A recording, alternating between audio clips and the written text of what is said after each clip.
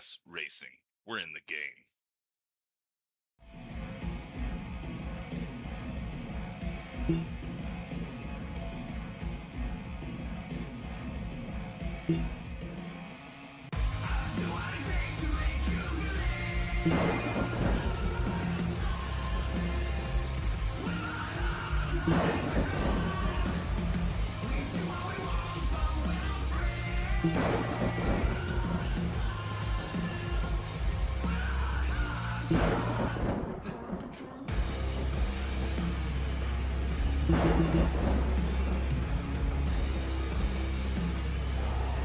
Gentlemen, start your engine!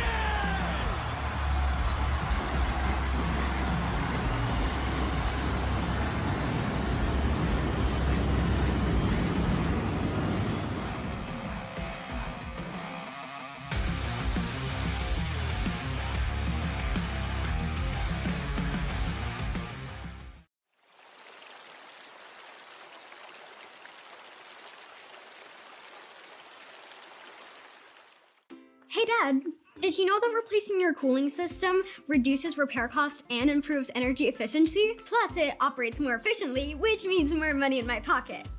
I mean, your pocket. Hey Dad, did you know that a new cooling system is less noisy and has a smart thermostat you can control from your phone? How'd you get so smart? Must be from Mom. When it comes to your home's most important decisions, make the smart choice and trust your local Cedar Rapids Pro partner. We're in your neighborhood, so call today.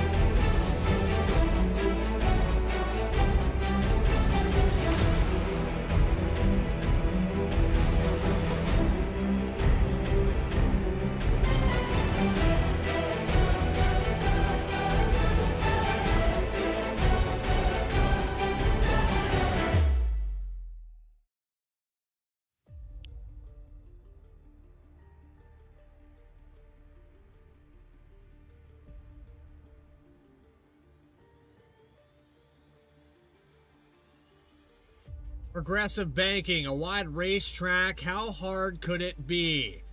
The Irish foothills of Michigan. Here we go, live for week 13 of the Chapman Cup Series.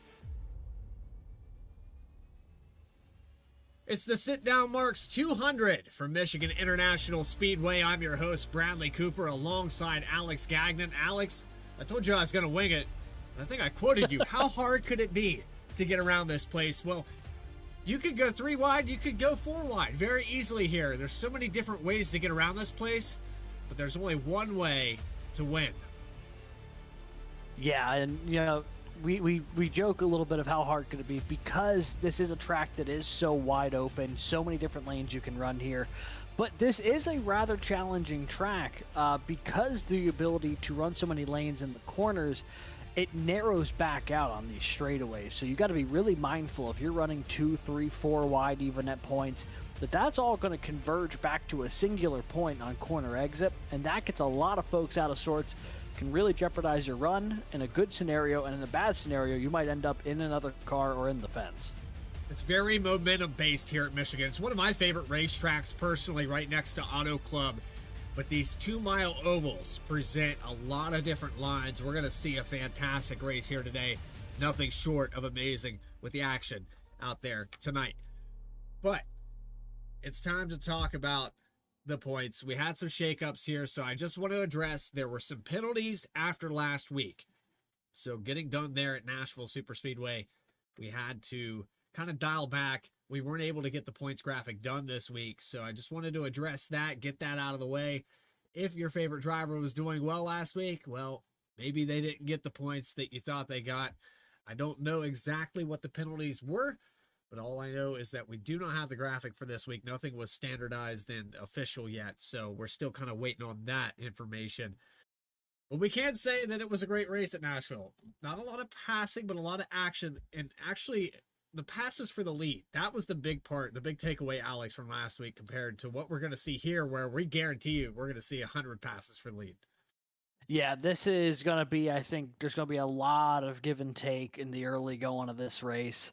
At least I would anticipate that being the case. You know, we can always be proven wrong up here in the Vspeed booth, but this is a very momentum-based track, like you were saying, especially for the car sitting in second. You get a nice draft down that back straightaway going into 3, able to complete that pass a lot of times going into 4, especially when the tires are fresh. I suspect that we'll be seeing a lot of those kind of moves, especially in the early half of this race. Dakota Floyd will start on the pole. KLD Trucking Pole Award for the 37.992. Matt Robinson will start to the outside. Row number 2 with Caleb Gilbert. Rob Rader in the 53 will start in 4th. Justin Ritchie and Jeremy Burns for row number 3 with Alex Forget and Tyler Harrison. And rounding out your top 10, Carter Lenz and Trevor Earhart. Very foggy out here tonight in Michigan. Yeah, very foggy indeed. It is. That's not the fog. Visibility. That's just yeah. There we go. There's the fog. Yeah, a little foggy out there. Trevor Keith obviously rolling off 11th here alongside Parker Johnston in the 48. Dylan Picklesheimer, Grant Thorpe will make up row number 7. Nick Alves, Ben Laughter, 15th and 16th here on the grid. Michael Call, Kevin Orlando Jr. in the row behind them, with row 10 being Justice Murphy and Grant Turner. 21st spot with Michael Reed, Kyle Diaz at 22nd. As we get set to go, we'll keep the grid on the bottom of your screen. But for 200 miles, we're going to go live and racing 3 and 4 wide. Chapman Cup Series in the sit-down marks 200 is live and racing from Michigan International.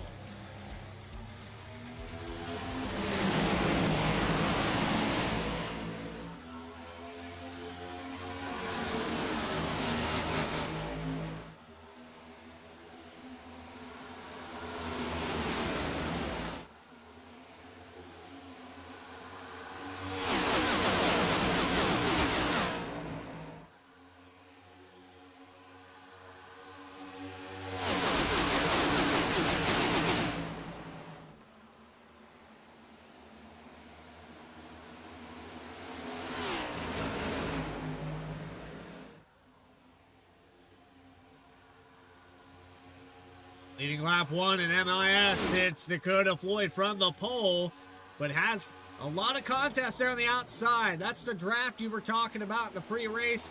54 of Gilbert trying to get Matt Robinson around. It looks like he might have succeeded. Yeah, Robinson, a great move to the outside here in turn 2. He'll take over the top spot here down the back straightaway. Caleb Gilbert, Jeremy Burns settling into 3rd and 4th as the 11 now setting sail into the clouds or the fog out here today. Man, it is going to be tough for visibility's sake, which really, you know, when you are running in the pack shouldn't be too big of an issue. But if we get to a part where there's green flag pit stops and we have folks who are trying to get down pit road under green, that could be a little challenging with a speed differential if you don't see that car initially. Something to keep an eye on if we have a nice long green flag run this race. As we're on board here with Grant Thorpe. Grant Thorpe running in 7th position. Look how many spots he gained since the start. We're 3 laps in. Yeah, not even. And Grant Thorpe on the move early. Looking all the way to the outside here. I think he actually washed up a little bit there. Ritchie to the inside. He'll take a spot back. The 77, a great job on that opening start of this race. Getting a lot of track position now. He's battling for... Oh, Ben Laughter, hard contact. Schaefer got into him as well, but that was not where that started. Ben Laughter was the first car I saw around, but he was not alone, as that brings out the yellow here on lap number 4. You're back on the line. Back it up to a replay. Everyone's 5 wide here. They're 3 and 4. Oh, It's close. just folks running out of room, and I think that was Johnston and Laughter who got together off of 4. Not as And bad then of a collected a hit couple. as I thought it was going to be, though. No, I definitely could have been worse. I mean, we've seen what happened when you have an issue in the corner here with Christopher Bell and Chase Elliott over the weekend.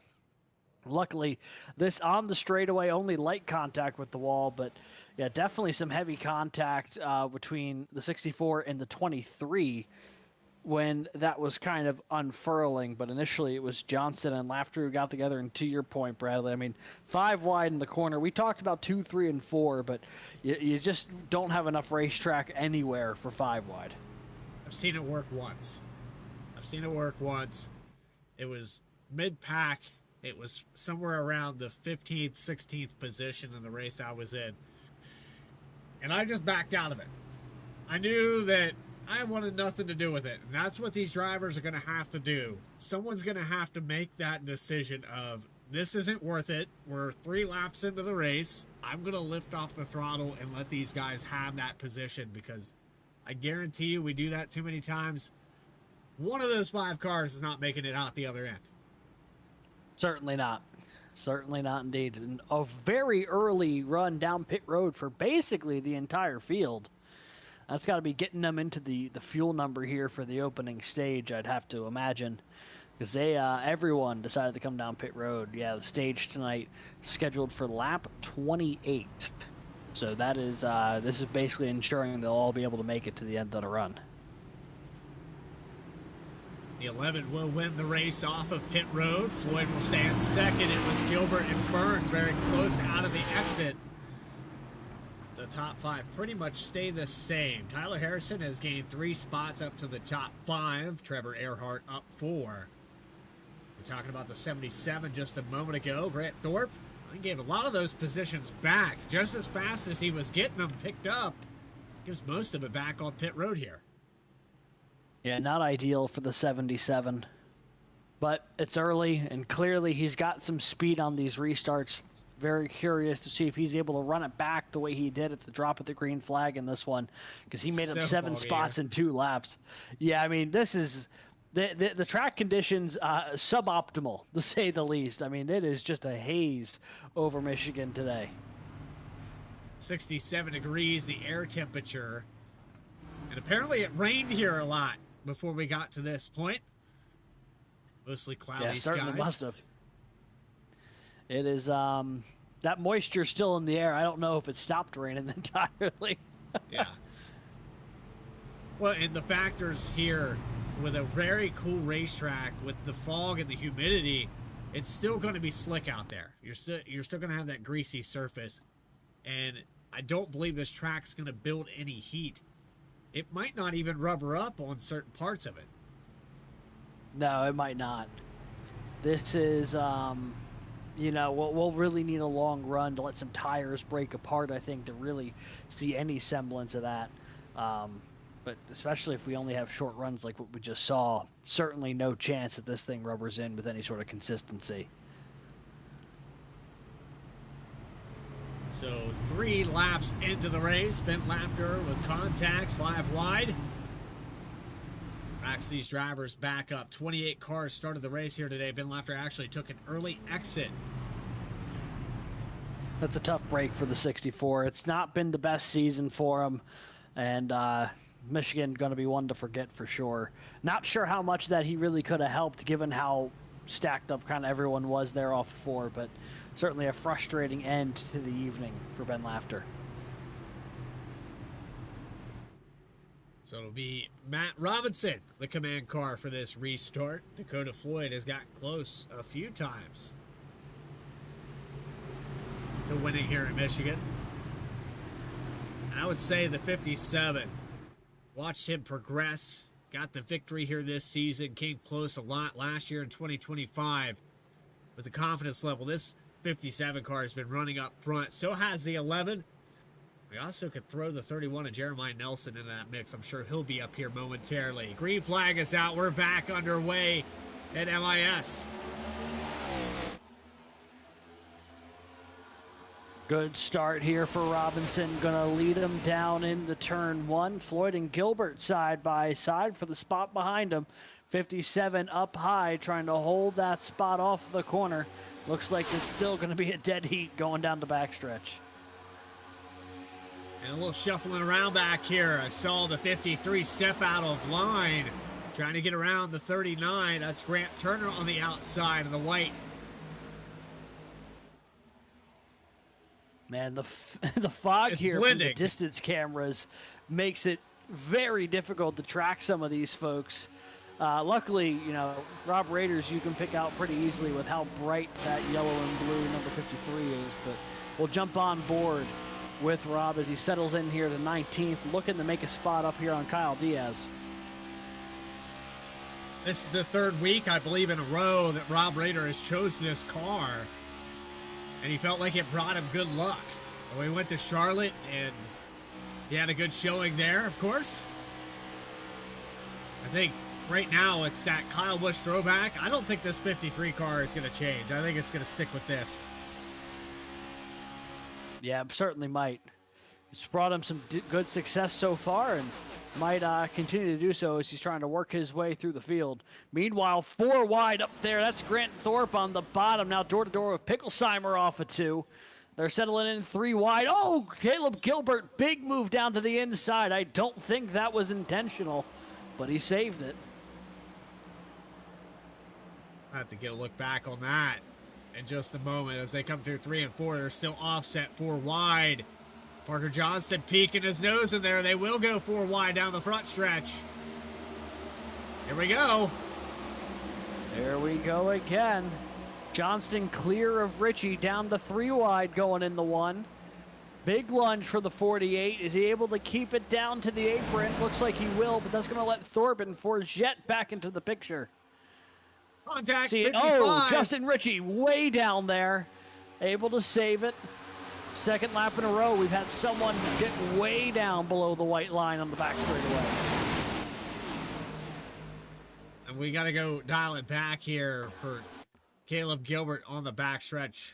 The time before that, non-intentional. There was contact with Ritchie on that as well.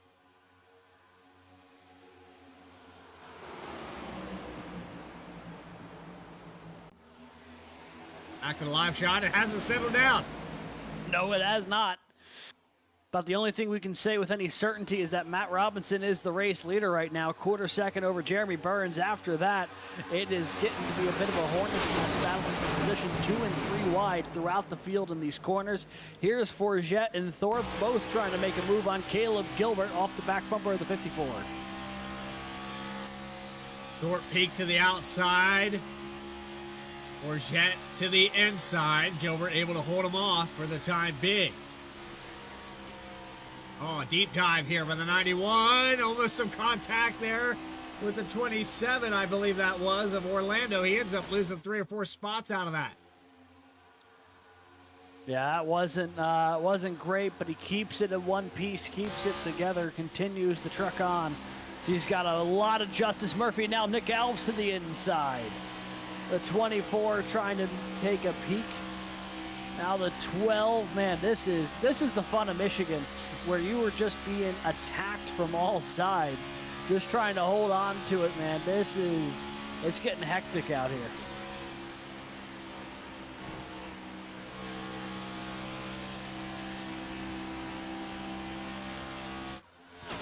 You talked about this being a momentum track. That last shot we saw was Nick Alves falling several positions further back after that failed attempt to make the move. You know, if you have that momentum and you have to cut it off for whatever reason, you end up finding yourself going backwards in a hurry. 3 wide for 4th off of 4. Sit down marks 33 in the middle of all that for a moment. A good day so far for Dylan Picklesheimer. He's worked himself into the top 5.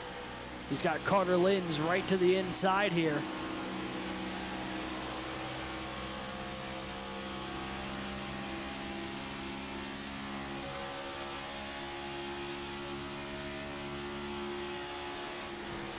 201 miles an hour into the corner.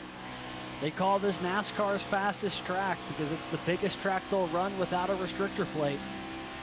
And even in these next-gen cars, they're still exceeding 200 miles an hour in the draft here going into these turn 1 and turn 3. However, when you get down into the corner, you do have to bleed off a decent bit of speed, especially as the tires start going away, which creates some very interesting passing opportunities. As Picklesheimer now looking potentially to the inside of Floyd. Now Floyd going to step out to make a move on Harrison. We got a really good run there off of turn 2. He'll dance to the left-hand side, but can he complete this pass? It's very difficult there in 3 and 4 on the bottom. He'll stay to the door, though. Really good drive off the corner. He might even have the advantage for third. Going into 1. The draft helps the 45 get back around. Yeah, but he's not clear yet. 57 of Floyd back on the attack to the inside here in 1. He's got somebody with him now in the 33 of Picklesheimer as they work their way off the corner. That draft, though, especially down the back straightaway, you see the 45 just start to pull away, and Lynn's going to plug that spot before Floyd can get back to it.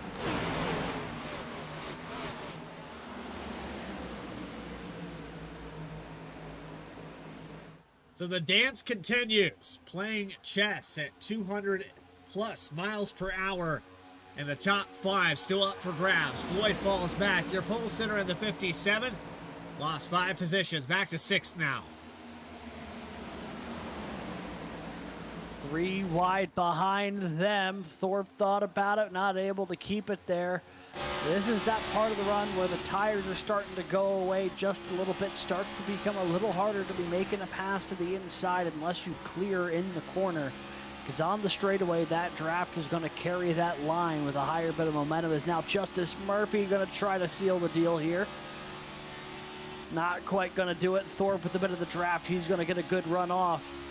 Murphy, though, right there with him because he's got Rob Rader in his hip pocket going into 1.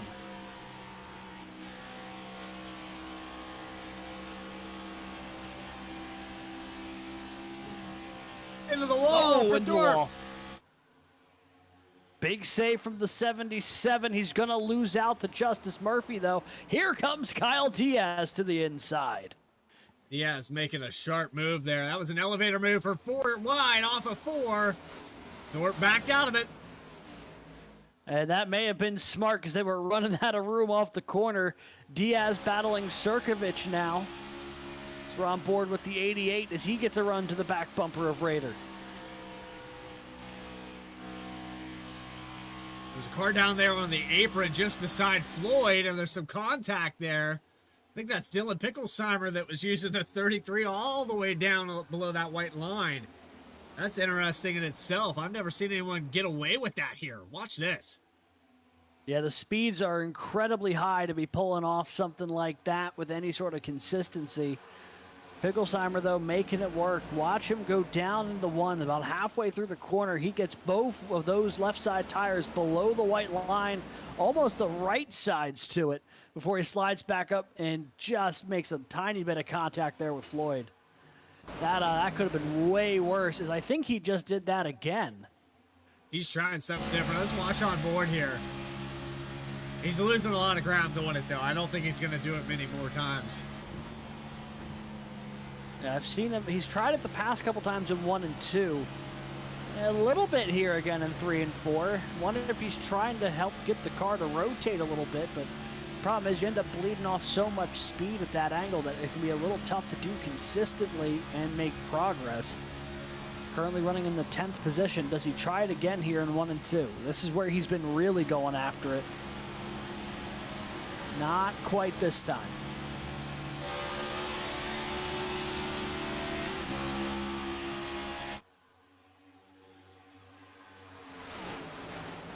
I don't know if the lead was hot there for a moment. Carter Lynn's going on offense. 66 will look to the outside of Matt Robinson. We could see our first organic lead change since the start.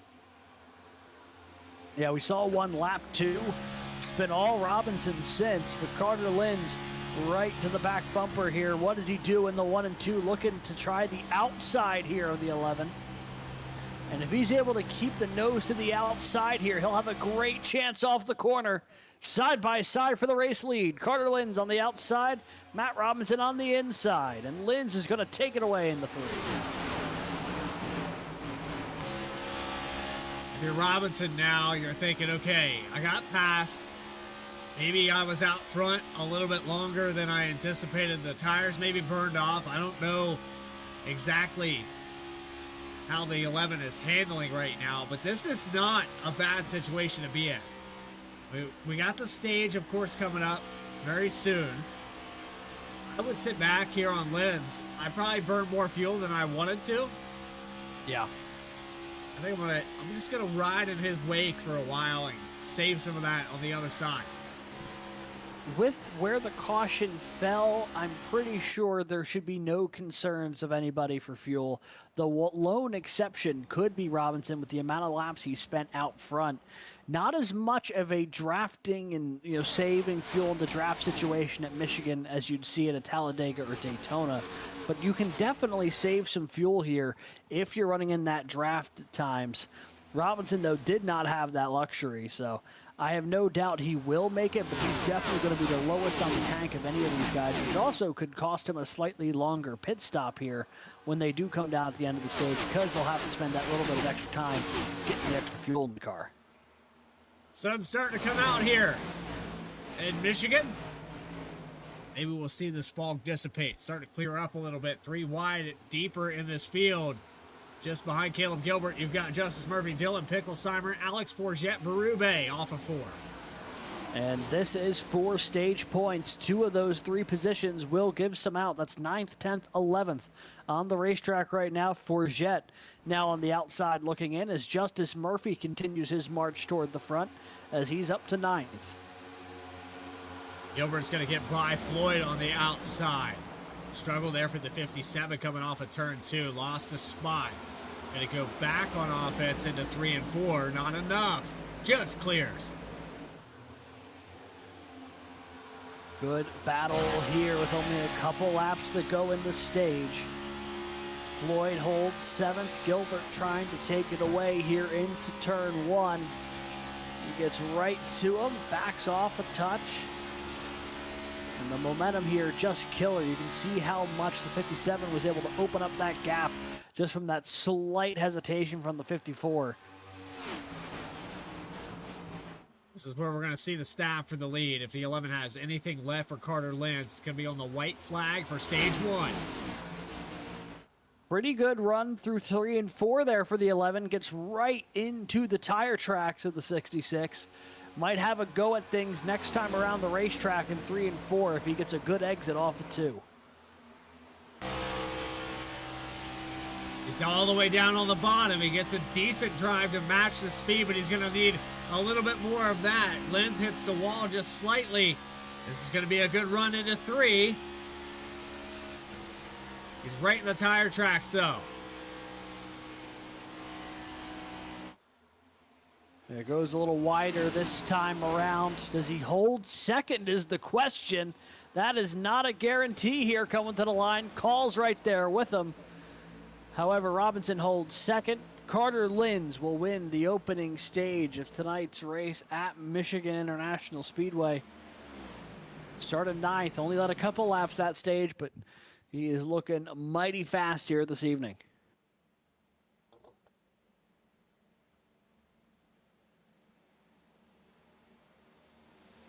Congratulations to Carter Linz, top 10 on the left-hand side of your screen with Robinson, Call, Burns, Earhart, the top 5.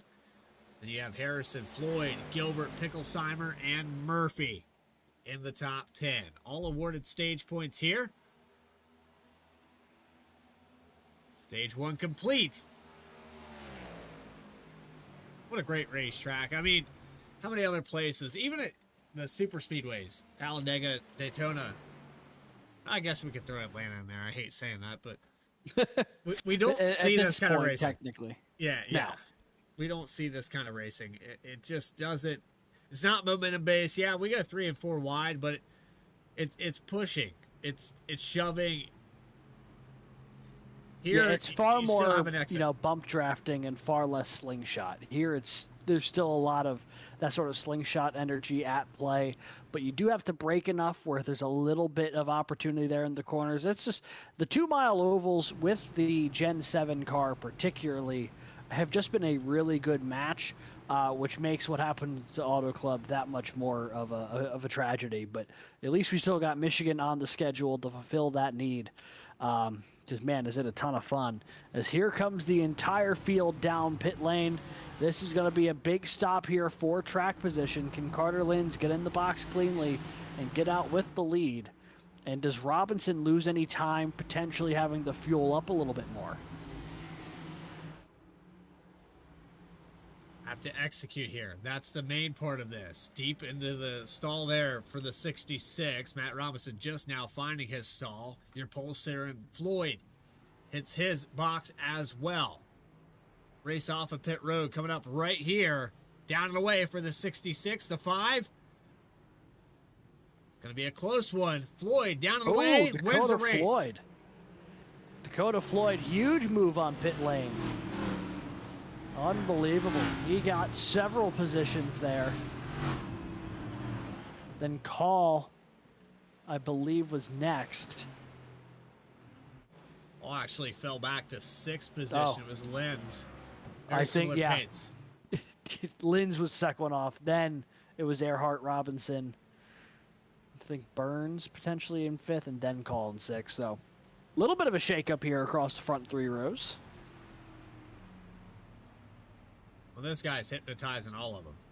I mean, I'm not worried about anything he's doing on pit road. He's just executing, doing what he's doing. And whatever happens, always finds a way to adapt to it. Yeah, it's led him to a lot of success across the board, a lot of success in this racing series particularly.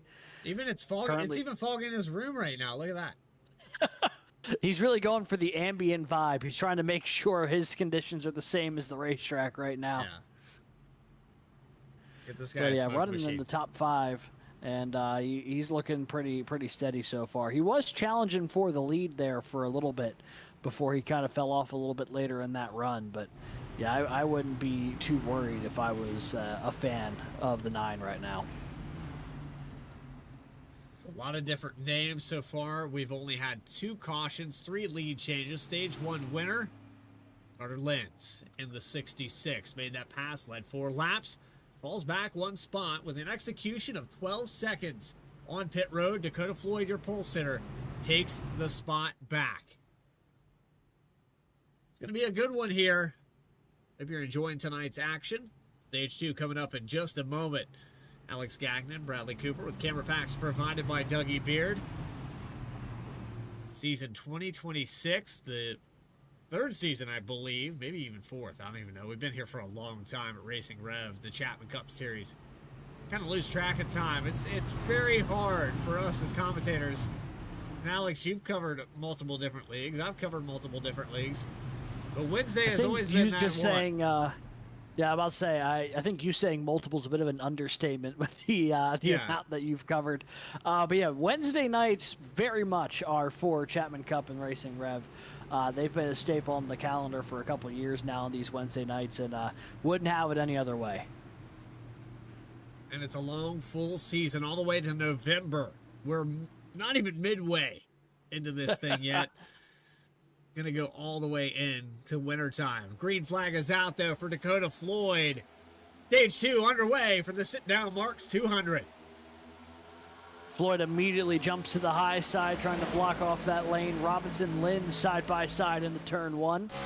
Double file all the way back as Floyd trying to put some distance while he's got the clean air. And you can get that jump initially, but they're going to draft right back up to you. Floyd might get this lap led. But you see the 11, the 66, your stage winner. The 5 of Michael Call has been bad fast on these restarts. He's going to slide up. That's the best case scenario for Floyd, is if they get the race in for 2nd position. And right now they're racing for 3rd. Linz is clear of that battle, but Call and Robinson were going at it.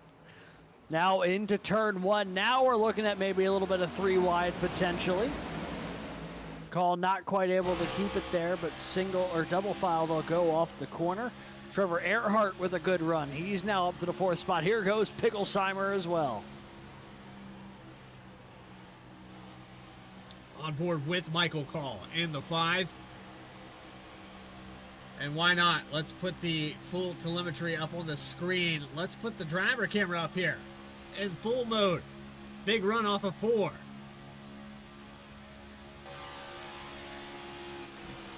Love it when drivers provide cameras and give us the sense, look how locked in some of these guys can be. Not even looking at anything else. Well, especially if you're Michael Call right now, you've got someone to try to track down. It's, dog on the hunt, as it were. Trying to chase down the back bumper of Trevor Earhart there, I believe. So off the back bumper, he's got Alex Forget in the mirror. Also has Tyler Harrison. He's going to give a shove to the inside into 1. Harrison will hold it down there. Inside of Picklesheimer, gets a little bit tight. Another bump to the 45. These are the games you play at 200 miles per hour, right? Yeah, no other sport like it. Call working the outside, trying to get a run off of turn 4. Closing in on the back bumper of Picklesheimer, trying to get all the way up to the fence. Now looking to the inside. Has a nose to the inside of the 33 here. Maybe he's going to try to get around the 45 as well, as Harrison washes up a little bit. Call down to the apron, gets a piece of the apron. Is he going to be able to keep the throttle down? Not quite. Man, oh man, this is getting wild. And it was a while back that the 66 of Carter Lenz made a pass for the lead, and so look at that. Yeah, the 66 has got a ton of speed right now. And Floyd got that track position, but the draft really powerful, especially when you got fresh tires and you can make that move to the inside work. And you see that's exactly what the 66 does here. Down to the apron, slides up, very methodical with it, keeps it off the wall, and now he's up front. On the backstretch, Carhart in the wall in the background. Oh man, Justin Ritchie, I think. Yeah, that car is mangled. And that is going to bring out our second naturally occurring yellow of the day. Third on the evening here. And he's not the only one around. I think that was Joe Joya who's also around here. Yep, that was Joya. I think Joya was the one that initially hit the wall. Watch off the corner here. It was getting a tight battle with Richardson. Oh man, yeah, hard hit there. See if we can take one more look at it here. Trying to find the best angle. I know that the fog here yeah, kind of limiting my cameras, but there's the contact. It was the checkup that Richardson got. I think that was Richie loose, who maybe. got into him. Yeah, Richardson maybe, but Joya definitely checked up a touch. Richie got into the back of him, and that ended up going poorly for both of them. On board here with Justin Ritchie. It's Joya, actually. Oh, sorry, on board with Joya, and yeah, this is, oh man, hard hit. Yeah, you saw that on board there with the 7, but watch him on board with the 55. So the 7's going to check up. I think he thought he had the run, and then Richie was just there.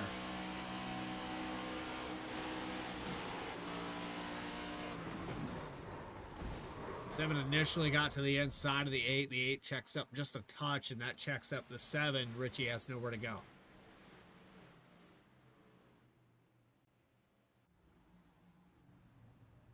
That brings a split decision down pit road now. Yeah, about 10 cars or so stayed out. A couple of which I think are a lap down, but enough cars have stayed out here where this is going to make it really interesting strategy-wise. As the race off of pit road for who did pit, looks like a 2-tire call there for Jeremy Burns, or maybe fuel only. Might have just been a gas and go. Is now Floyd Sirkovich, the next 2 off.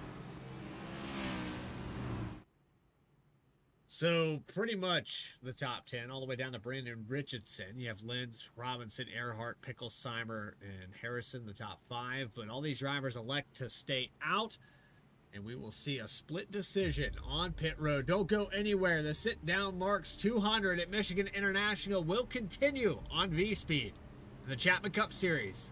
Back with more right after this.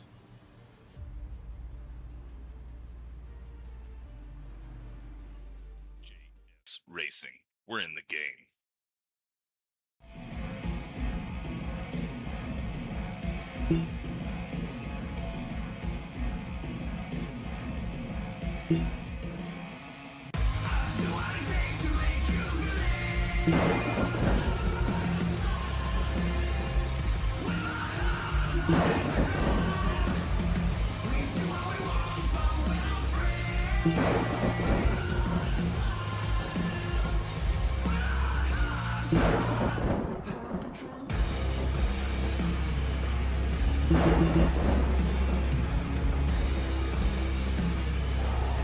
Gentlemen, start your engine!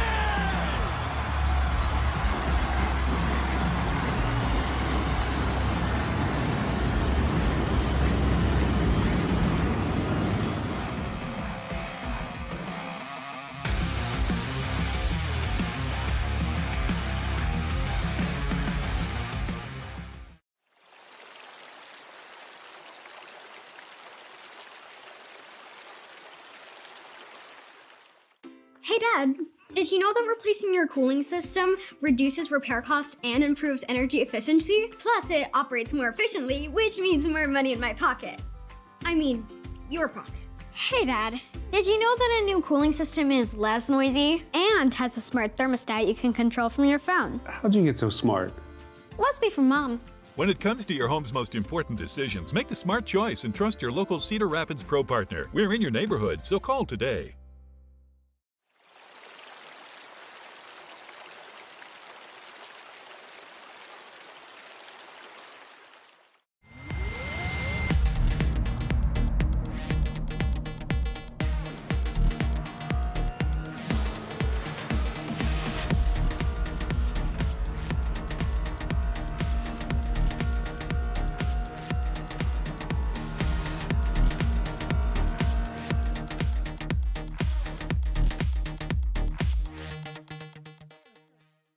J.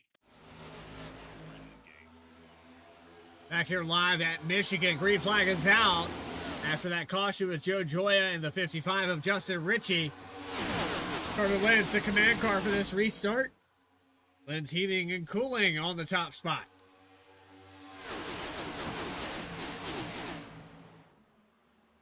Oh, big checkup in the middle of the pack. That's the 45 of Harrison. And he is out in no man's land, and I think just lost about 10, 12 spots, 3 wide off the corner. Sirkovich trapped in the middle, and Harrison Mistake. now almost outside the top 20. He was in 5th when he made that mistake. He Oh, goes all the way back. contact with Diaz and Sirkovich. Slight mistake there for Harrison, but it ends up costing him 14 positions. Deep in this field now. And the move here from Rob Rader. He's caught up to his ex-teammate.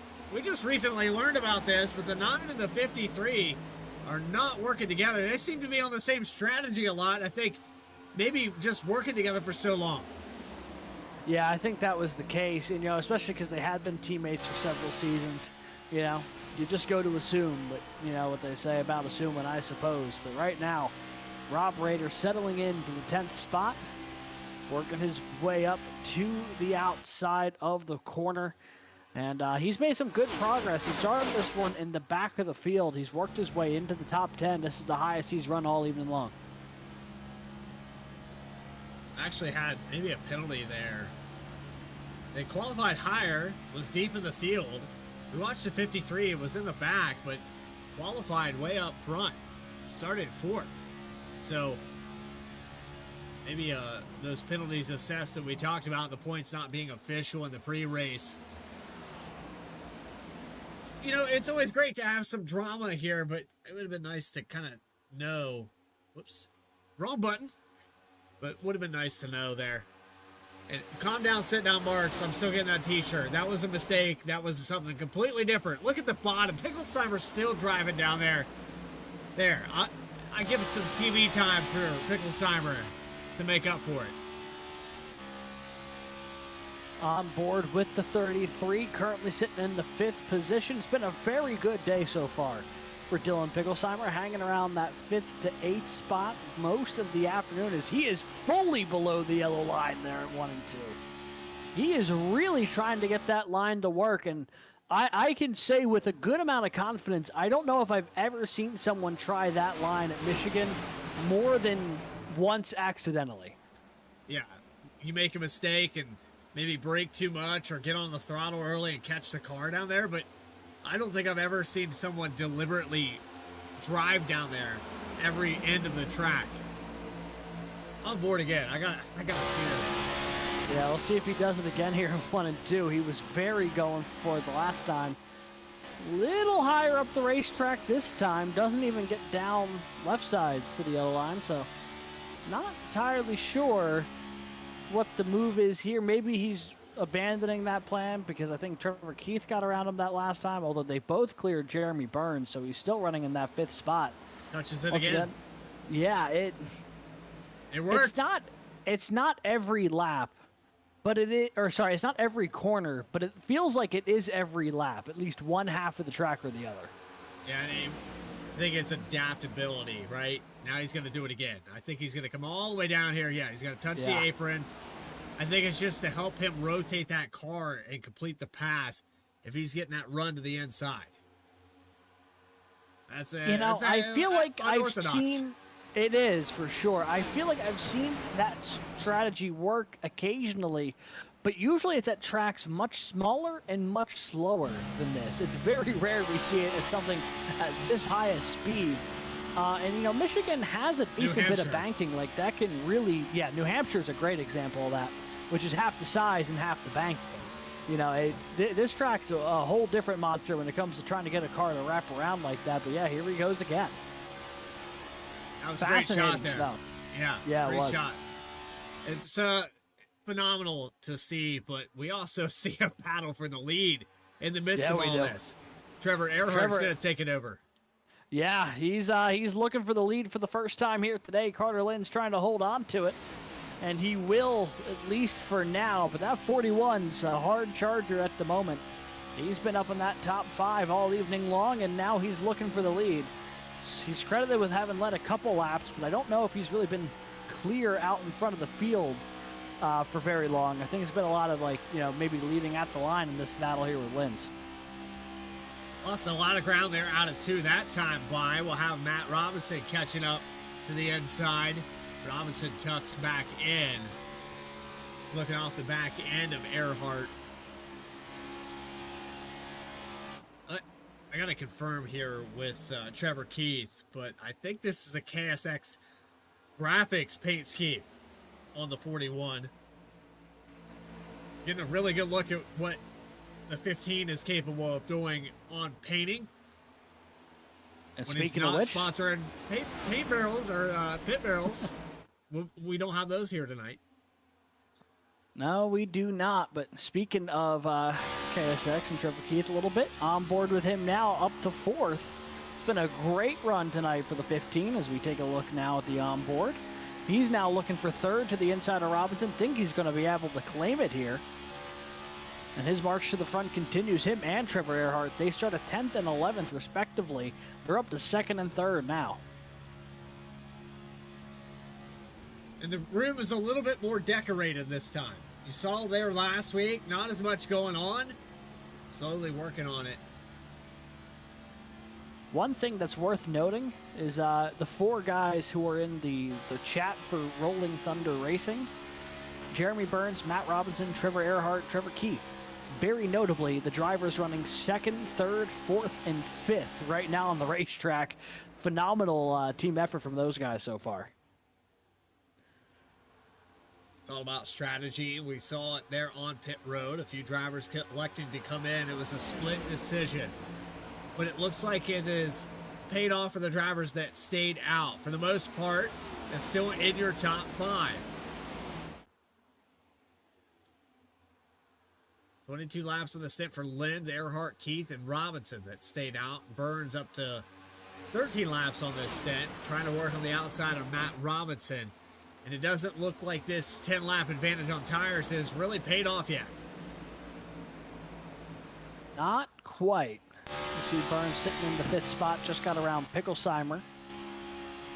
Starting to reel in, though, the 11 with the power of that draft. As Earhart also reeling in a little bit the race leader before they got to the entrance of the corner. Yeah, Burns is just kind of lurking right now, I feel like, which is, I feel like, very similar to where he was at last week in Nashville before he pounced on an opportunity and never looked back once he got the lead.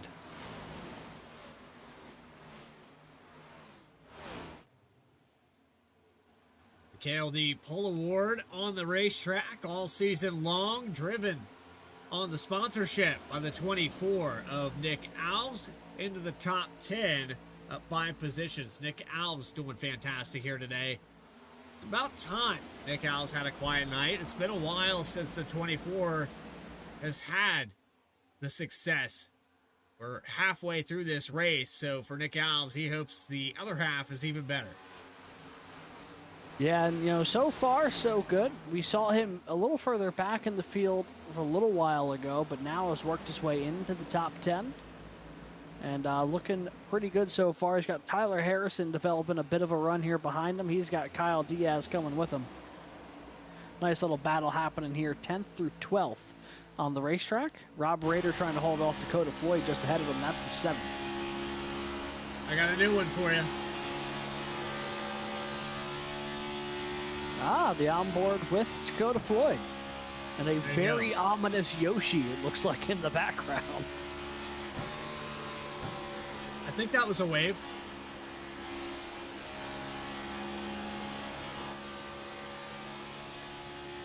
Looks like we have some takers now to pit road. Carter Lenz is amongst them, so the race leader makes a stop here on lap 56. Trevor Earhart going to inherit the lead. And I think Floyd wasn't actually waving there. I think the right arm, he's just pulling it off the wheel. That's something interesting that, you know, you talk about discipline as a driver, but you're watching him, he's got so many things going on. And he's keeping that arm off the steering wheel. Look at that. That's another thing. That's like Picklesheimer's third line that no one else is running. Just things that you don't see. Cars down pit road here. Diaz and 26. Yeah, we got more takers. There's Earhart, Robinson, Harrison, Diaz. So a lot of the leaders cycling through down pit road here. This is a big stop for them because they'll have to stop one more time after this. Fuel windows here at Michigan, depending on how hard you run it and how much you can save, about 20, 24 laps from the absolute minimum to the absolute maximum.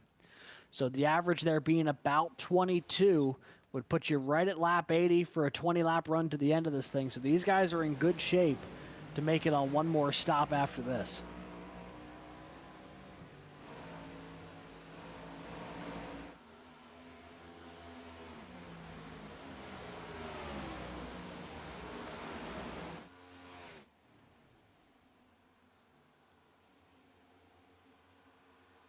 All right. It's not very often my phone goes off during a broadcast. It's been going off like crazy. You'll never guess who it was. Our dear friend Logan Threlkeld. No, it was my mother. Oh, well, yeah, I would know. never have guessed that. Yeah. Mom, I'm doing something. We're also having a little bit of connection issue here. It looks like it's catching back up, so I think everything's leveled itself off. There for a minute, we were having some connection issues here on Vspeed. I apologize for that. I think it was my mom taking all my bandwidth. That's what it was.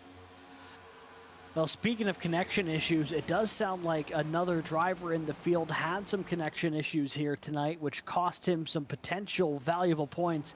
Michael Call got dropped for packet loss earlier on in this race. We saw him running as high as second earlier in this event.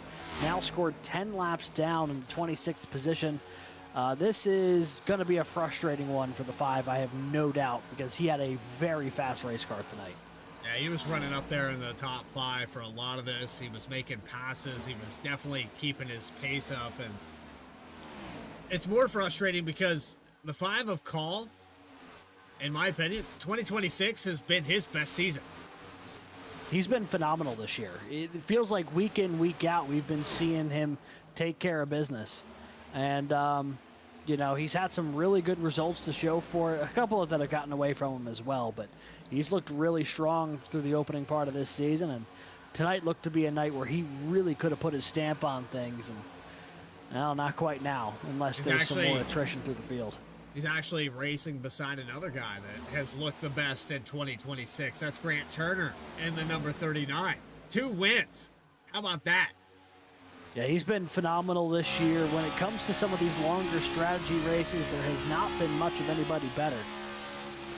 And on board here with the 39, currently running 12th. It's been a good run so far for Grant. Started back in 20th. He's up 8 spots. And that was the 91 that just went down pit road of Michael Reed.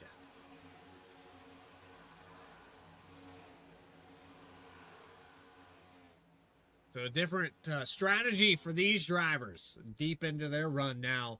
91 going to come down pit road, pit stops for the second cycle. These are the drivers that came down. Half the field was split decision. Jeremy Burns, your leader still. But when you talk about the strategy, this could turn into one of those races. For sure, Alex. The 39 could definitely benefit from this. He's up to 10th now. Especially with this being a racetrack with some really long lap times. Relative. Oh, trouble on pit road. Rob Rader turned around at the entrance to pit lane. The 53 did a full-on spin. I think he had some help. Don't entirely know what happened here. Let's take a look. I just saw the aftermath of it. Him, Floyd, Caleb Gilbert. Oh, and the 53 just lost it. And then got tangled up a little bit there with Floyd and Caleb Gilbert, but 53 just lost it under braking. And they were right on top of each other there on the pit road entry. Gilbert actually misses the stall. So execution on pit road for 2 teammates here. The 53 and the 54. They're going to lose a ton of time. Yeah, so down in the way here, Rob Rader, but he's losing out pretty significantly. Alex Forget-Berube now your race leader. Is Jeremy Burns going to make his stop? And it sounds like Forget's coming in this time by. So already this pit cycle just about complete with how things sit. Only, I think it'll be Nelson and Turner, the only other cars on the racetrack, unless they also come down pit lane this time.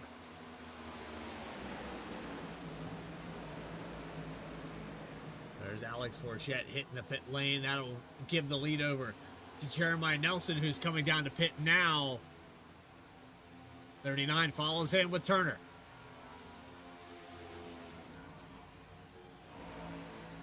So that is going to cycle everybody through. And it'll put Trevor Earhart back to the point when this thing is done. Robinson, Keith, Diaz, Burns will be your top 5.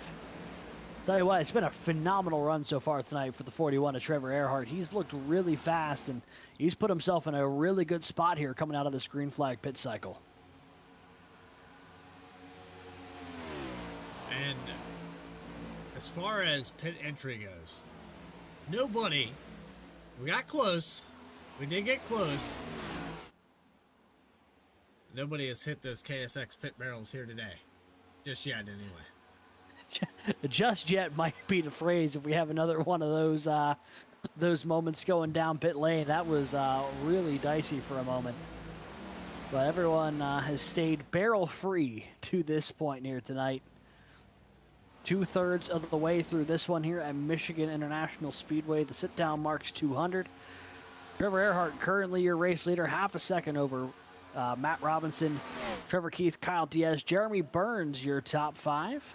Pole sitter Dakota Floyd sits 7th, trailing Carter Linz at the moment with Harrison, Orlando, and Murphy rounding out that top 10. And right now, I think the closest battle in this top group is really either for second or that spot a little further back. Harrison has a bit of a mirror full of Kevin Orlando Jr. right now in the 8th spot. You asked for it. Mistakes on pit road. They asked for it in chat, so I'm going to give you the recap. We'll dial it back here. It was a few laps ago that this happened. It was an execution down the pit lane. An unfortunate set of circumstances, but here's a look at it from the 54.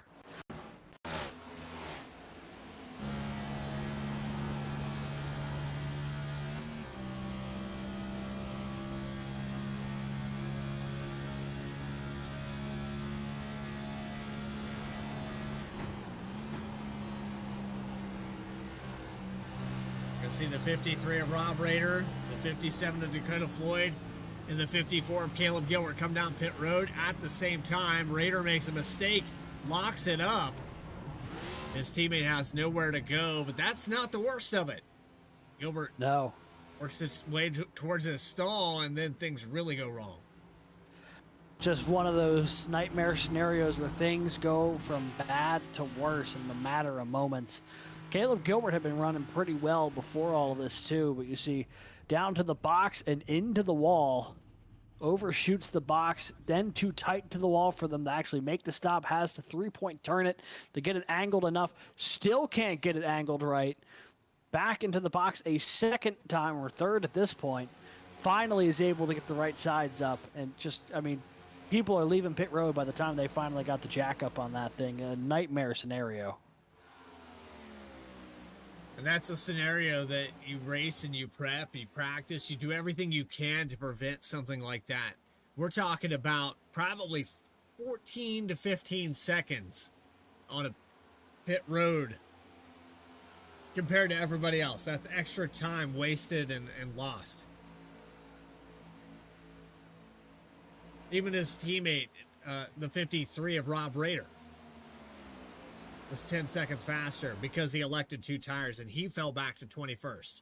He is 13 seconds away from the lead.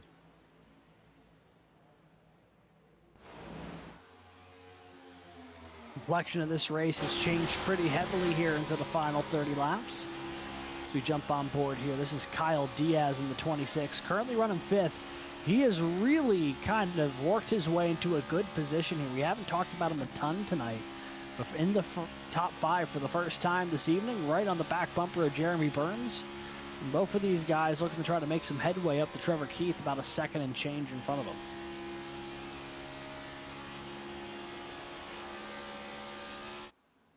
Diaz has caught up to the back of the 9 of Jeremy Burns. Trevor Keith in the top 3. A lot of different names up here in that top 10 than what we saw. Kevin Orlando has cracked into that 10th position, working with Alex Forget Berube. But again, the different strategies here that we've been looking at, Alex, all race long. You're looking at 10 laps on the stint for Kevin Orlando, 6 laps for Alex Forget, who got around him. What is that winning call? Trevor Earhart seems to have had it now. We still have 25, 26 laps left. Yeah, Still all these time. cars are going to have to make another stop. The next stop here is really what's going to seal the deal. And the goal is going to have to be track position. Whatever gives you that advantage, it is a lot easier to defend here at Michigan on old tires than it is to attack. So if you're able to get that track position, I think you give yourself a much better chance of winning this race. And if that means pitting a little bit early, and that means maybe pitting a little bit early, assuming you got enough fuel in the car, I think the moment you're able to get in the window and you have burned up some of your stuff, I think that is prime time to try to make that final stop. For the folks who started off that pit cycle way back on about lap 66 or so, they would be coming up on a potential opportunity to pit here in just a handful of laps, or sorry, lap 56, apologies. They'd be coming up on that window to kind of cut the last bit of this race in half in about 4 laps or so. So I know we just kind of finished this pit cycle, but I think the next one is just about to commence. So a lot of different mindsets here with the right calls. If a caution comes out, none of this means anything. Michigan notorious. And we're going on to Pocono next week, another track that's synonymous with fuel strategy. Rain delays and a multitude of different issues. Also, the only track similar to Michigan here where there's an emphasis on potential fog. Yeah. You know, Pocono, the site of the only fog-shortened race in the history of the NASCAR Cup Series. Well, That's it's how Chris interesting to Buescher know got that. his first win. Yeah. It's interesting. It was one of those events because I was like, if I was there in person and this thing got called early due to fog, I think I'd be a little upset. But also, it was kind of just a cloud bank. You couldn't see a dang thing, so I understood why they made that call. Speaking of making some calls here, this is going to be a moment pretty soon here for some of these folks who pit early. I think the 41 might be one of the first people who has to make that call on when he comes down pit road. Burns is going to be able to react a little bit here to what these folks in front of him are doing because he pit a little bit later. So very spread out amongst the top 10. You can see the gap all the way back there. That was the 45 of Tyler Harrison. 57 of Dakota Floyd. 13 laps on the stint. Looking the best here next to Jeremy Burns.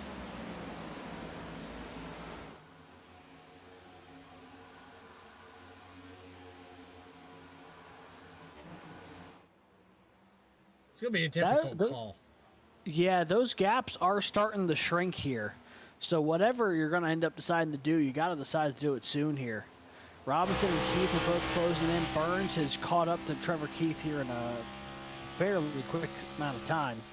You jump on board here with Pamitat, who's in for the top 10 for the first time today.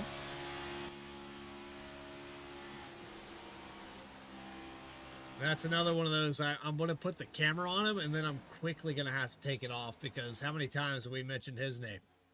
And he Yeah. just about hit the wall. So, yeah. All right. You got your TV time. I'm moving away. I'm never deliberately doing this to anybody. I promise. No, it's just, you know, the commentator's curse strikes all. Just a matter of when and where. Right now, about 22 laps to go this time around. Trevor Earhart in good shape, and Kyle Diaz going to be the first one down pit road to make his final stop. Dylan Picklesheimer coming down with him. This is going to be a big stop into the box cleanly here for the 26. How about the 33? 33's been bad fast. He's been running an unorthodox line. Is he going to try some more strategy? Do something out of the box? Quick stop there for Diaz, 10.7 in the box. Down Right on the way. only. Yeah, I think that was the case for both the 33 and the 26. So Jeremy Burns now inheriting the race lead because here comes just about everybody in the top 10. Trevor Earhart on back. He's got Robinson right on his bumper as they make their stop. Trevor Earhart has the goods to win this race. Can he get back around? Jeremy Burns can go probably another 10 laps or so.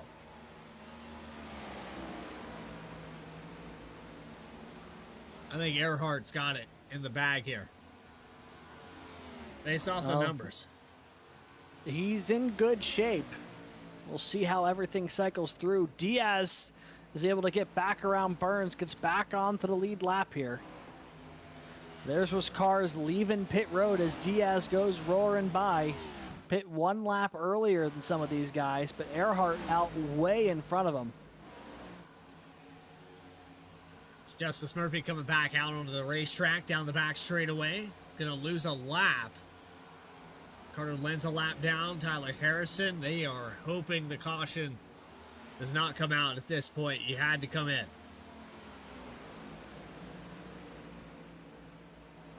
Michael Reed with a speeding penalty. He's going to have to come back down. It was Brutal break for the 91. Exiting pit road for the 91. Feels like another race where something happens late. That one, though, unfortunately, in the 91's control. That's going to be one where he kicks himself a little bit afterwards, I'm sure. 18 laps to go next time around. Burns still your race leader, 3 seconds over Forget, but a lot of these folks still have to pit. Of the folks who have, I believe it's Trevor Earhart, who is the first car in position to capitalize when everyone cycles through.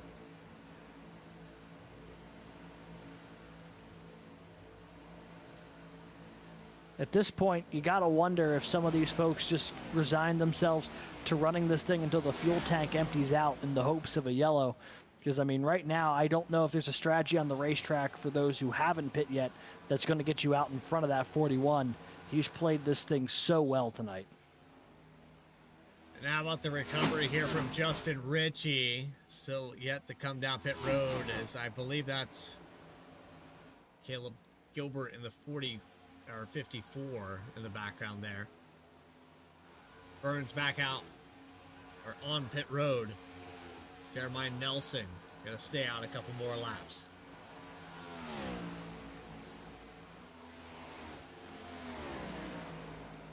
Nelson's 3.5 seconds behind Floyd. Floyd will have to come down pit road one more time. It's just what you mentioned, Alex. Some of these guys staying out as long as they can. Yeah, I think at this point, you know that you're not going to be able to cycle back to the front. You're just not going to have enough time, and you weren't close enough to the leaders at the start of the pit cycle. This is going to be one of those situations, I think you just let it run and hope that something miraculous happens. Alex Forget in that spot right now, Dakota Floyd, Jeremiah Nelson, and then Alves all the way back through Caleb Gilbert. So the top 10 still yet to come down pit road. 15 to go next time by.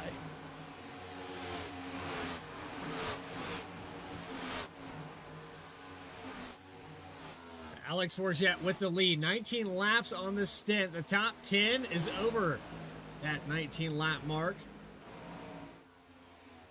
So it's right around the time that they'll run out of fuel. It's about a max of 24 laps, I think, where you have to come in. Mm-hmm. That is what my numbers have as well. This is weird. It's a weird place to be. Yeah, it's certainly not ideal, but gonna stretch this thing, I'm sure, for all it's worth. Can't get too off the throttle though, because Dakota Floyd's only a second back here. Then you got the 54, Caleb Gilbert. There's Richie coming down pit road. This race has been running long enough where everyone has kind of cycled out into their own strategy. The winning Floyd, one, though, I believe, Nelson, is going to be Nick Alves. A lot of takers here.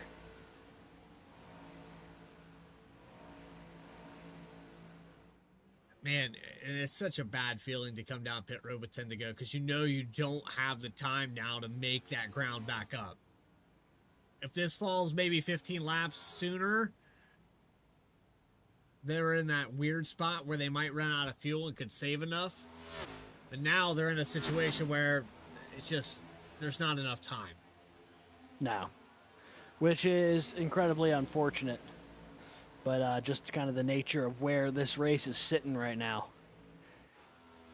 But if we have a very fun battle that I think will be going on here. If Robinson is able to reel in Trevor Earhart, he's about a second back. So we jump on board here. This is Grant Turner, who's won a couple of races. He's won a couple of races on strategy, but I mean, it would be a really tall order. There is no realistic way, I think, he makes it that full distance. I think he just runs this thing until it can't run no more.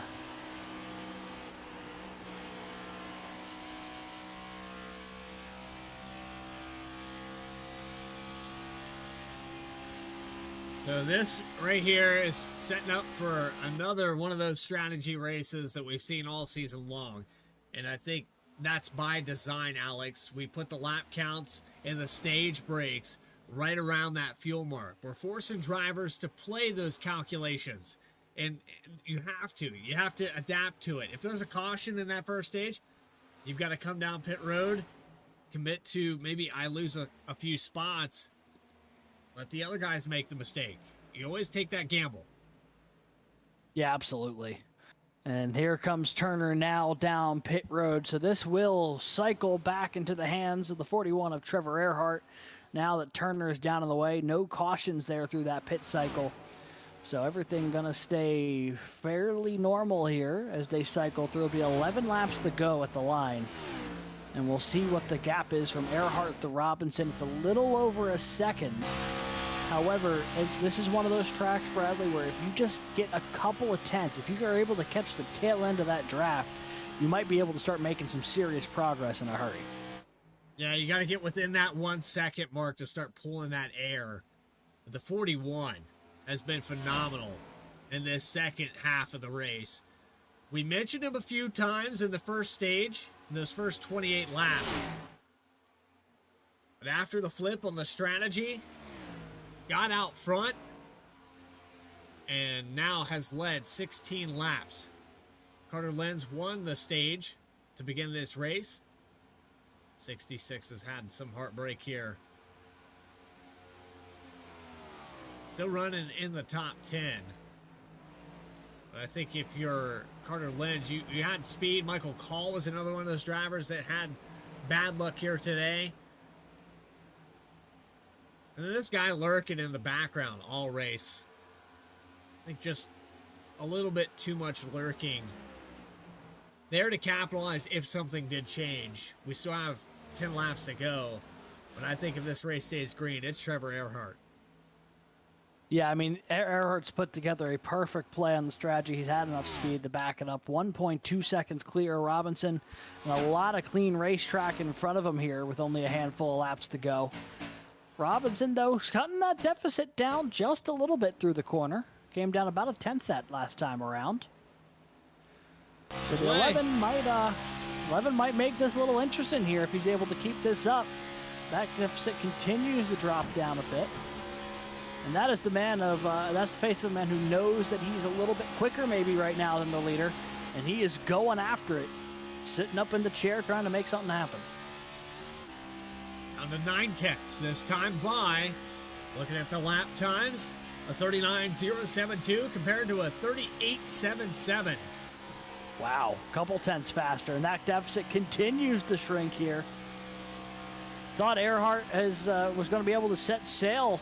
Robinson, though, just about at the range where you might be able to start getting some of that draft. And that deficit continues to drop down the back straightaway. Great drive here. Earhart might start to get concerned into the draft for Robinson in the closing laps. Look at the determination. This is going to get good here at the final 5 laps. If he can you keep bet this, it is. If he can keep it going. And they're in the same camera shot now as they go through the corner. You can see him going here through 1 and 2. 3/4 of a second. The deficit, it was 1.2 just a couple of laps ago. And now the dragon is on. The snake going down the back straightaway, trying to break the draft. Robinson trying to follow him. Another 10th chopped off. He might get there with a couple laps to go. Yeah, this is Earhart with a great 3 and 4. Really pulled out that gap a little bit there. Back up to 8/10. Earhart on the bottom is actually on the top spot. And then you have Robinson on the top on the driver cameras. 7/10 separate with 6 to go. It's 12 miles. Now about 11. You also have Burns, who was catching there for a little while, and the snake, the dragon's tail in the background for Trevor Keith.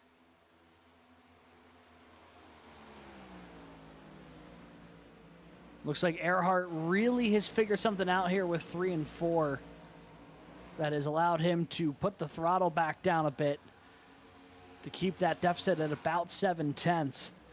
Trevor Keith, though, yeah, he is under attack here. He's got Forget and Linz not too far behind them. Kyle Diaz also just barely in that shot. This is 4th through 7th.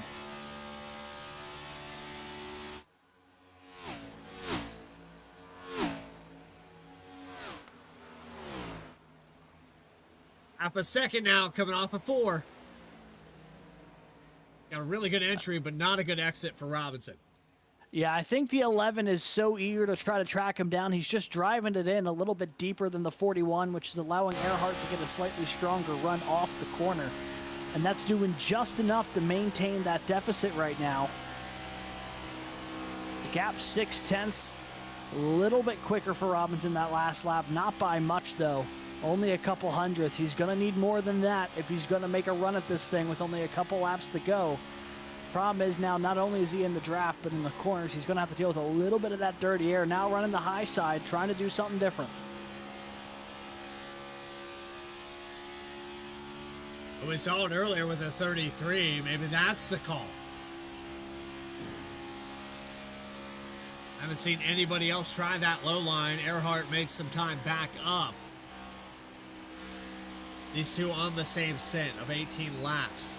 Battle for position back in the background. It's Lenz and Keith Forget. This battle continues.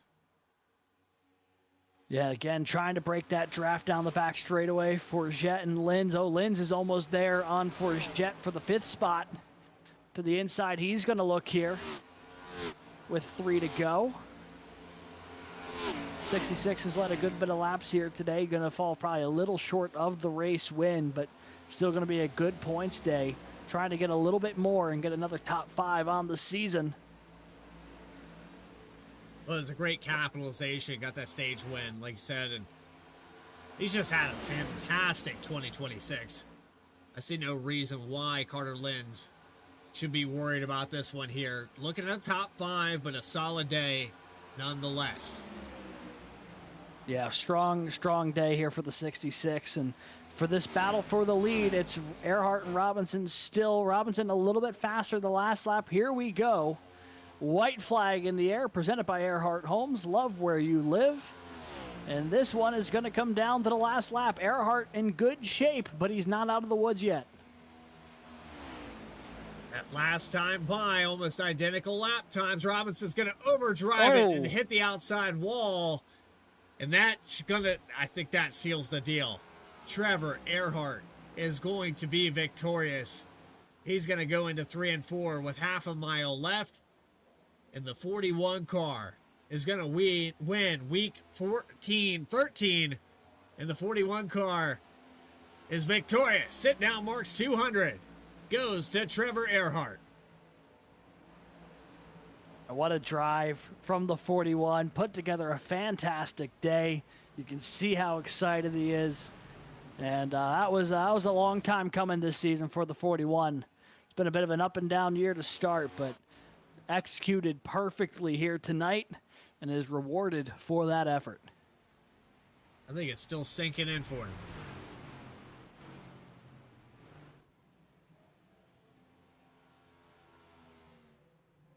Everybody giving the congratulatory bump here as we exit 3 and 4.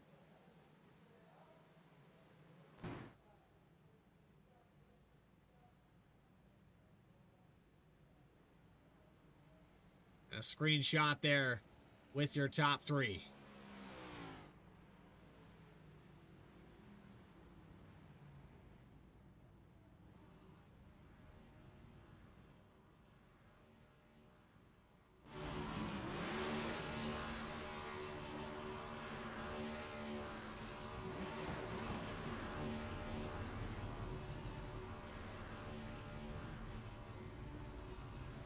Burns and Robinson gonna celebrate a little bit for 2nd and 3rd as well. I'm at a bit of a loss for words. I mean, it's just like, what can you say about Trevor Earhart's day other than he executed better than anyone else on the racetrack? Had top 5 speed, had no issues on pit road, hit the strategy perfectly. I mean, fantastic stuff. Really, just a textbook way to win a race here in Michigan. And congratulations to the driver of the 41. As you mentioned, this perfect execution. And we have caught up to that driver. Trevor Earhart. It's Bradley Cooper. Yeah, you did. You got pulled. You got pulled to the lead, buddy. How about that? Congratulations. Finally, we put it together. Brother, let me tell you, that was the most stressful last 8 laps because I hit the wall and bent the toe link with 8 to go. Like 90 degrees turning the wheel, bent the toe link. I thought we were done. But holy cow, what a car, what a race. And dadgum, it feels good to get that win. Well, I can tell the words here. To try to choose them carefully, Trevor Earhart, you went out there in that second half and pulled what I think is the best execution we've seen in a long time. Yeah, I mean, the strategy call, I learned a little bit of something from the NIS race on Sunday. And I told all the guys, I was like, you don't need left side tires after the stage. There's no point. And it worked out. And after the heartbreak of Dover, this one feels really good. Nobody's taking this one away from me. We got this one. We earned this one, and it feels good. And how hard is it as a driver to come down pit road knowing that you're going to go a lap down, knowing that you're going to get behind the 8 ball? If a yellow does come out, you're going to be in the same scenario you were in at Dover. You've seen this. It's like watching a repeat on HBO. You've already seen this episode. You're going to pray for a different outcome. Yeah, it's stressful. I've struggled on and off pit road this year a lot, and for some reason I was really good at it tonight, and was able to get on and off pretty well. And then it was just, believing in your strategy and knowing that it was going to work. And I felt like with the speed that I had tonight, it was going to work, and thankfully it did. And then it worked out well for my teammates, Matt and Jeremy, up there second and third. Our affiliate guys, TK and Carter, fourth and fifth. I mean, it was a great night for both RTR and LFM. And I mean, oh my gosh. And it's even more wonderful because my grandmother's in town tonight. She's watching it at home with my parents. So hi, Grandma, this one's for you. Dedicating this one to you. And then my fiance is watching in the bedroom. I probably woke her up because I'm in here yelling and screaming like a 3-year-old. But it's worth it. Well, I tell you what, wake the whole family up. This time to celebrate. Congratulations again. It's been 13 weeks now of racing, over 1,000 miles already here in 2026. Trevor Earhart, who do you have to shout out? Shout out to you guys in the booth first and foremost, in the job that Vspeed does every week. I mean, we wouldn't be where we are without you guys. All the admins in the league, all the drivers in the league. I mean, we just went. I think we only had one or two on-track incidents tonight, which we've had a few the last couple of weeks. So it was nice to get some long green flag runs in there. So shout out to everybody. Shout out to all my teammates, Matt, Jeremy, Michael Call, TK was with us tonight. We did a little bit of a driver swap. So TK, shout out to him. All the league sponsors, Chapman, All About Bugs, Earhart Homes, you guys, Lynn's Heat and Air. I haven't done this in so long. I haven't done this since Dover. I don't even remember if I got everybody. I think I got everybody. And of course, all my friends and family back home watching, mom, dad, grandma, my sister, my fiance. I didn't shout y'all out last time, so y'all are getting a double shout out this time. So thank y'all for tuning in every week, and we're gonna go have a nice adult beverage and enjoy this one. Way ahead of you, buddy. But it was over 3,600 miles to find your way back to victory lane here. Finally, the 41 puts it together, and congratulations again, Trevor. Thank you, guys. So there you go. Race winner in the 41. We have a lot more to talk about, a lot more post-race coverage. You are watching the Chapman Cup Series for coverage post-race for Michigan International with Alex Gagnon and Bradley Cooper right after this.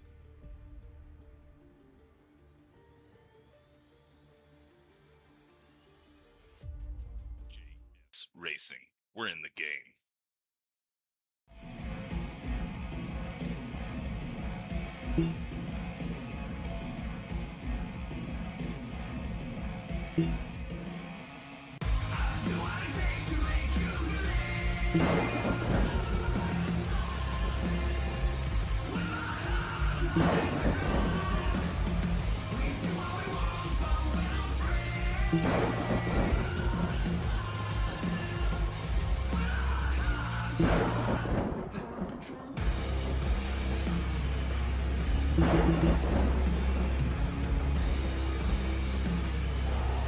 Gentlemen, start your engine!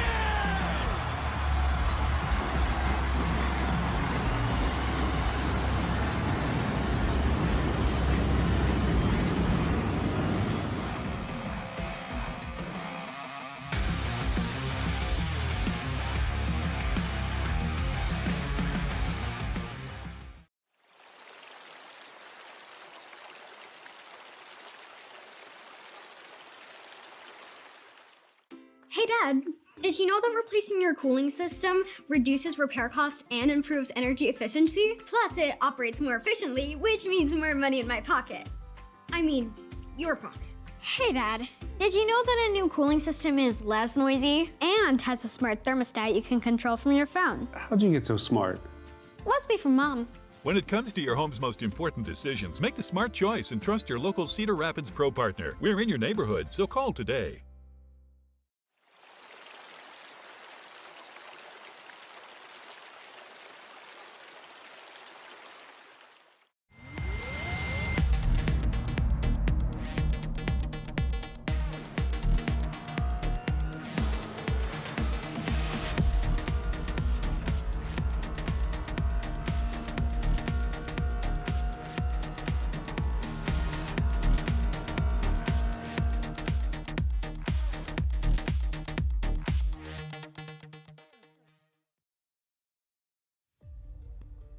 Welcome back here to our post-race coverage of the SitDownMarks.com 200 at Michigan International.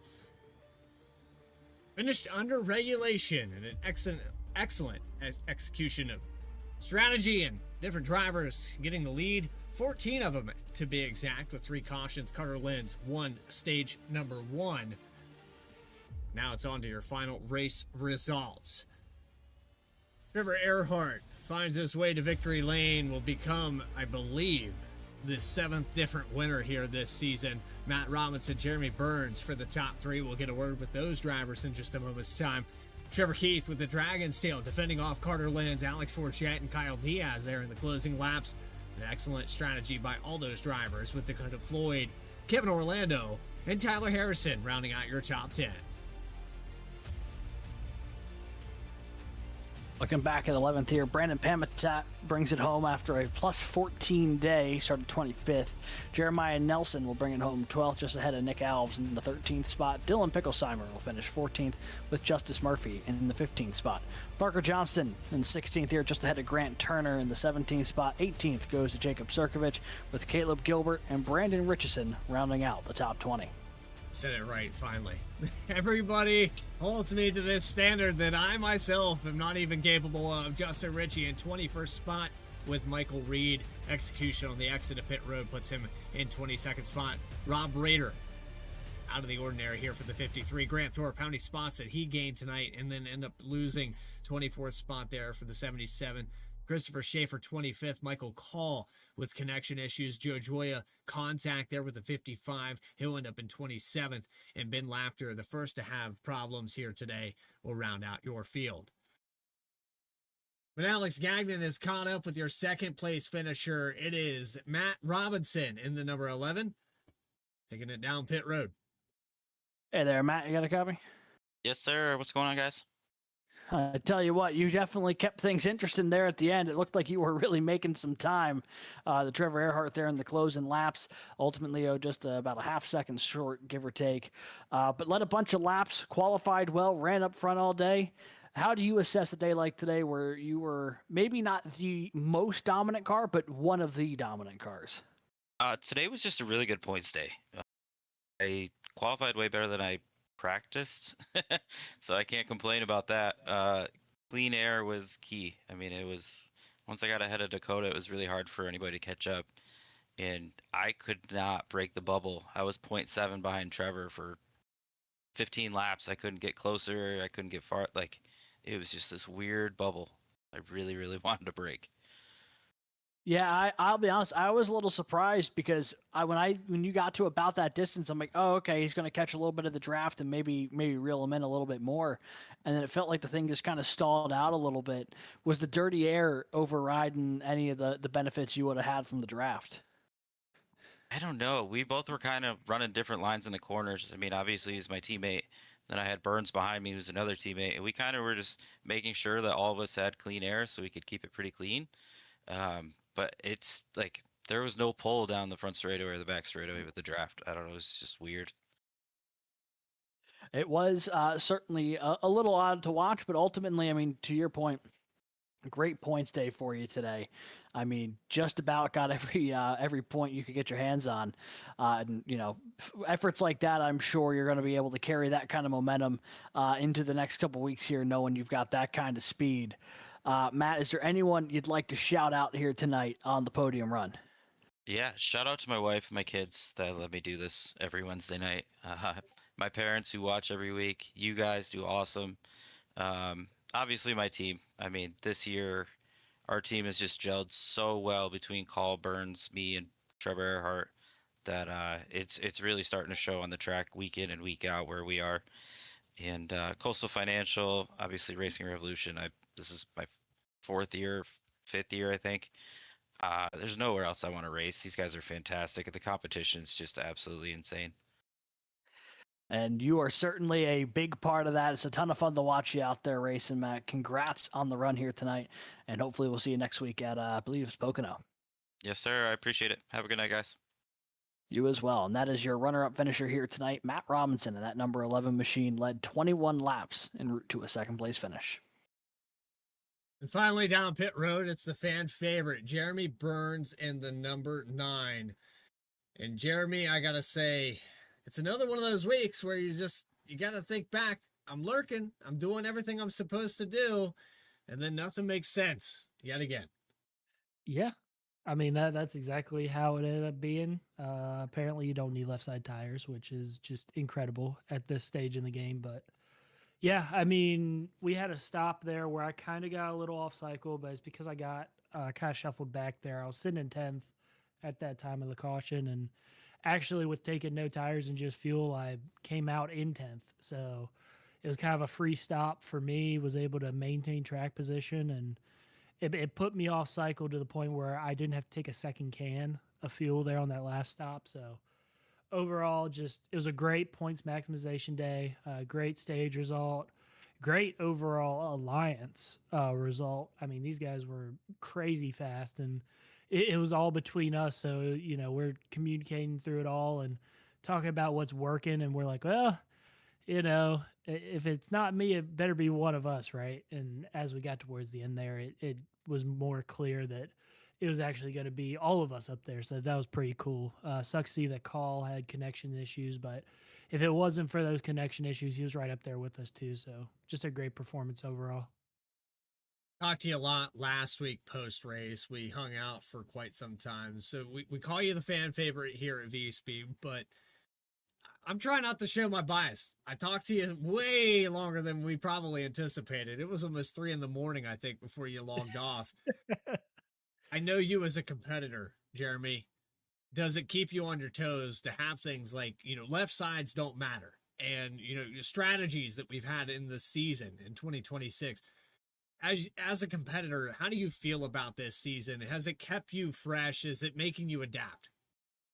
I mean, I feel like every season has, but this one is just so in particular, just because of the dirty air and the challenges that it brings. You see a lot of 2-tire stuff, but another, you know, learning hump that we all had to learn was no tires on a road course. Parker Johnston went out at Road America and beat us all because he didn't take tires. And, you know, one person does it and it works, and all of a sudden everybody wants to do it. You know, and, you know, you could say even the same thing for like Grant Turner with his fuel strategy. You know, now that he's able to have that success, we are now trying to calculate that all in. Luckily, you know, it didn't come down to something as close as that, but there was another version of that tonight with not having to take a second can. But, you know, you just have to be adaptive with it. And I felt like along with just being adaptive, the racing line was extremely adaptive tonight. You definitely had to change it up as the lines kind of slicked off and rubber got on the track. But we all kind of were able to communicate that efficiently, and, you know, there was a great result there. And, you know, that's all that we need now is just consistency. Well, I'm going to leave you with one little final piece here. It was hard to see what would happen at the end of this race with how much fog we had at the beginning of it. So I think the weather here, we need to mandate here at Racing Revolution that we run clear skies, no humidity from here on out. I love seeing the Metroplex number 9 out there on the racetrack. I love seeing all of these cars and the colors. And when everything's under a dense fog, it's very difficult to see. So hopefully we can get that fixed. But hey, Jeremy, a lot of people out here in the chat, a lot of people sponsoring this series. Go ahead and thank them. Yeah, just huge shout out my mom and dad, Josie, Coach P, Sonny, my grandma, Miss Betsy, Julie, Derek, Caroline, Shannon, Belinda, Colleen, Tommy, Chrissy, Dana, and Dylan. Rolling Thunder and Lightning Fast, and especially Metroplex for being on the hood. Huge support out of them. Chapman Environmental for putting this thing on. Coast Financial, Ultramere Exterior Lighting, Arrowhead Homes, All About Bugs. You guys up here at Vspeed, and Sit Down Marks for sponsoring tonight. Huge shout out to them for coming and supporting the league. Love seeing the new sponsors getting there, and love seeing the new guys, sponsor some races. It's great for the league, great for everybody, and hope everybody enjoyed the show tonight, and we'll catch y'all next week. It's Jeremy Burns in the number 9. Third on the podium. We'll see you at Pocono. Thank you. So there you have it for post-race coverage. Another fantastic race here, Alex. I'm always trying to get better. That's how I always feel about this whole thing. I'm trying to get better every week. I think we're doing a fantastic job, though, Alex. I mean, hey, the racing makes it easy. We just get to say what we're seeing, and all the action on the track has made it really entertaining. I mean, we're already 3 months in, and we still have plenty more to go. I mean, this is just. There's a reason this has been the staple on Wednesday nights for years now. It's because they every week put on a good show. Did you say 3 months? I think so, yeah. This is what, week 13, right? Man, we're deep. We're so deep. we're in it now, man. We are hitting the dog days of summer. I think we're hitting 4 months here coming up. I think it was February. Yeah, we go back to February. I believe it was the 18th that we started this season off. Yeah, so next week will be that mark then. June 17th next week. Speaking of June 17th next week, we are heading to Pocono. Should be another fantastic race. Not a lot of high speeds, a lot of pretty dangerous corners. Could be a little treacherous. Could have some potential fuel saving situations, and we've seen that that's become a factor big time this year. And historically, Pocono is one of those tracks that really lends itself to a fuel mileage race. Absolutely can, and the only race that's ever had fog dense enough to cancel it. So I don't think that's going to be a factor here on iRacing, but you can join us here on Vspeed. For everybody here that helped make this possible, Chapman Cup Series will be live in just a week's time. Stay tracking, everybody.